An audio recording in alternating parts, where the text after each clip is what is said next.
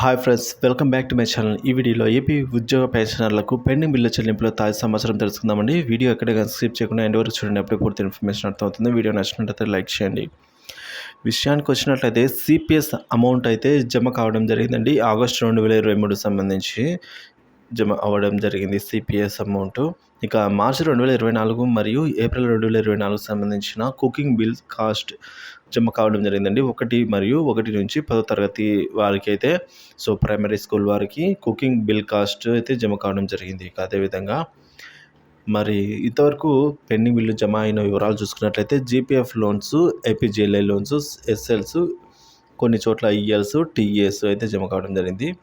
ఇంకా డిఆర్ వాస్తవ పరిస్థితి విషయానికి వచ్చినట్టయితే డిఏ మరియు డిఆర్లు 18 నెలల చెల్లింపులు చేయవలసి అయితే ఉంది. 11వ డిఆర్ సంబంధించి సెప్టెంబర్ 2023 మొదటి వాయిదా, డిసెంబర్ 2023లో రెండవ వాయిదా, మార్చి 2024 మూడో వాయిదా, ఈ విధంగా 18 నెలలకు సంబంధించి 3 సమాన వాయిదాల్లో చెల్లించాలి, కానీ ఇంతవరకు ఏమీ చెల్లించలేదు.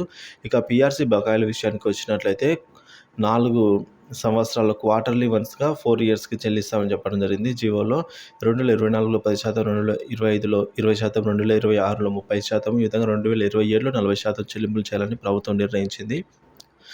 అవి కూడా ఇంతవరకు జమ కాని పరిస్థితి అయితే చూస్తున్నాము. మరి పెన్షన్ల పిఆర్సీ అరియర్స్ జీవో నెంబర్ 106 ప్రకారంగా ఈ విధంగా 4 సమాన వాయిదాల్లో చెల్లింపులు జరగాలి, కానీ ఇంకా పెండింగ్లోనే ఉన్నాయి.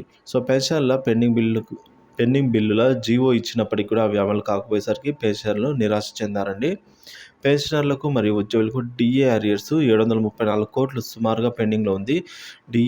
డిఆర్ అరియర్స్ రాష్ట్ర వ్యాప్తంగా ఎక్కడ కూడా జమ కాలేదు అనేది ఇప్పటి వరకు. ఇక పెండింగ్ బిల్లు చెల్లింపులు అయితే జరగాల్సి ఉంది.